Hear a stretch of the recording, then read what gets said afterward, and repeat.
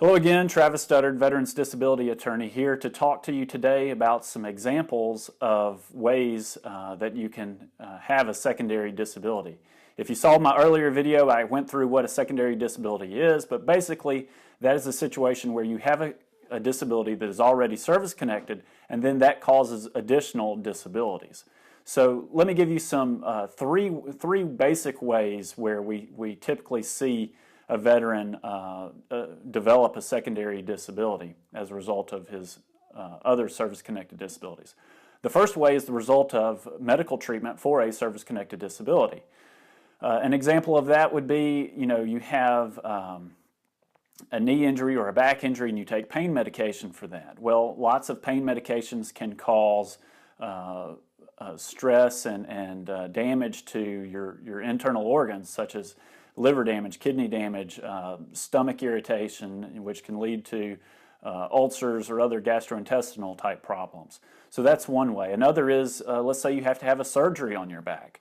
And unfortunately in the hospital you develop a staph infection or in doing the surgery, a natural or foreseen complication of that is sometimes a nerve that gets damaged.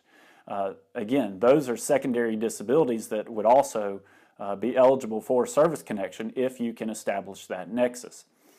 A second way that disabilities are secondary to a service-connected condition is through just sort of the systemic effects of a disability or overuse of other body parts as a result of other injured parts of the body.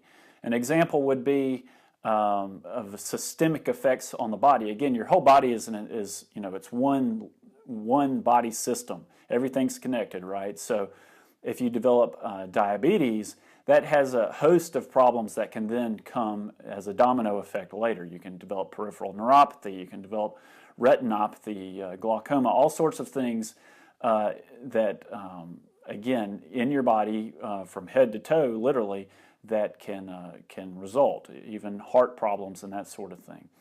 Another example would be, again, overuse. You have a bad right arm as a result of your military service, so naturally you start using your left arm more. Well, at some point along the way, because you're doing twice as much with the left arm, that shoulder wears out, and then you tear your rotator cuff, and then you can try to get service connection on a secondary basis for that left shoulder. Third way you can gain secondary disabilities is through VA presumptions. Okay, so the VA has established presumptions that certain disabilities do cause other disabilities.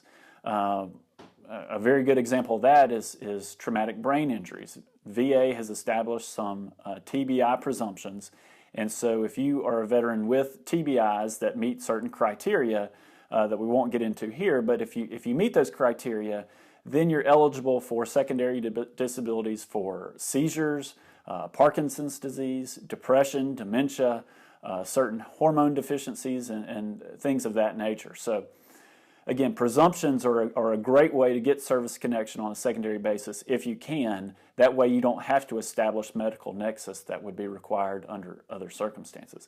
Again, VA doesn't automatically award secondary disability. You have to apply for it. You have to prove it. Whether on a presumptive basis or otherwise. Hope that helps.